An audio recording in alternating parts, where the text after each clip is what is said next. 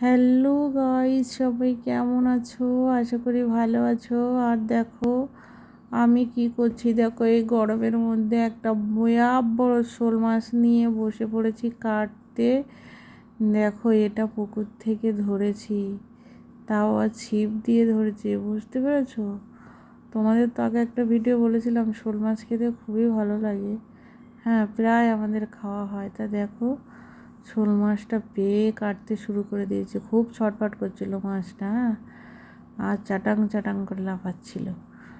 আর আমার না হাত স্লিপ করে বেরিয়ে যাচ্ছিলো। আগে একটা ভিডিওয়ে আমি মাছ কাটা দেখিয়েছিলাম, এই শোল মাছ কাটা, সেদিন আমার না হাত কেটে গেছিলো।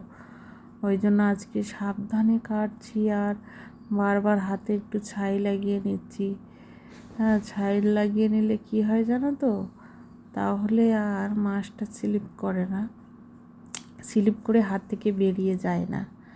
হ্যাঁ, সেজন্য দেখো দুপুরে গরমের মধ্যে মাছ কাটতে হচ্ছে। এখন একটু ভেবেছিলাম ঘুমিয়ে পড়বো দুপুরে খাওয়া দাওয়া করে, তা না। যাই হোক, তোমরা ভিডিওটাকে লাইক করো, কমেন্ট করো আর চ্যানেলটা সাবস্ক্রাইব করে দিও। Good afternoon.